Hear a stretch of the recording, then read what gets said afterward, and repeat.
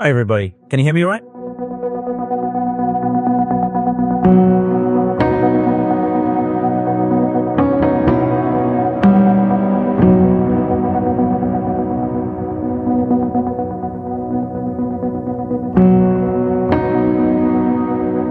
Maya was an art student in London and was subjected to a lot of abuse following October the 7th. Manipur, Assam, and Palestine. So, for many of the Marxist, communist scholars, as well as the political parties, Kashmiris or Palestine are comparable.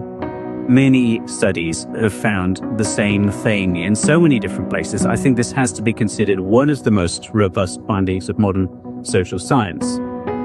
How do you deal with this? I mean, is the question of policy? And in 2009, 47 countries issued the so-called Terezin Declaration, agreeing to continue and to enhance the efforts to right the economic wrongs during the Holocaust. This is absolutely fantastic. I think it's so important that academics from all over the world are coming to London to engage in conversations surrounding Jew hatred, of course, Jewish identity. I think it points to a more strategic response from the Jewish Academy to what we're seeing with regards to rising rates of Jew hatred around the world.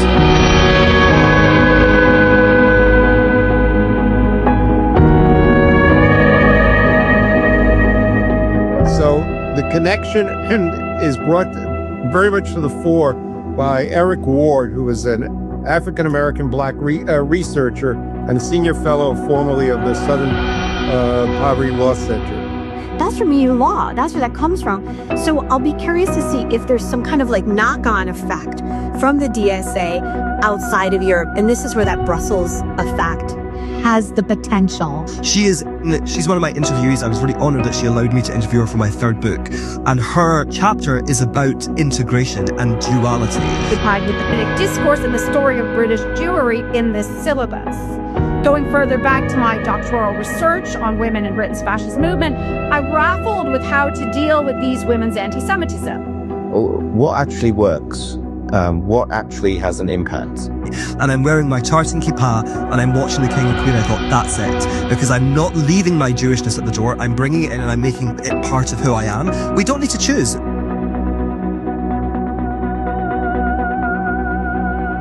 Because I was always an activist and a student, and I couldn't understand that all the organizations that I thought were going to support me were actually very much against us from day one.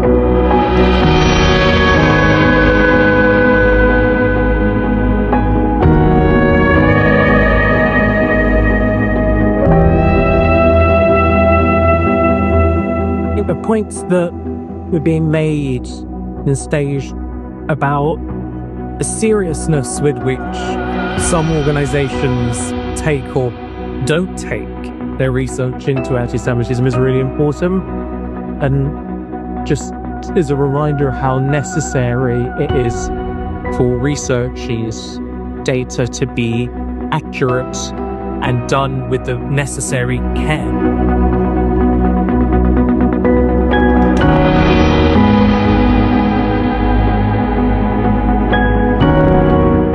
I would absolutely recommend coming to events like this conference on anti-Semitism, because we are facing such a difficult and important time for understanding the issues that Jews are facing this 21st century. So events like this are so important.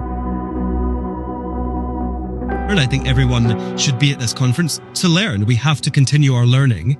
It's vital.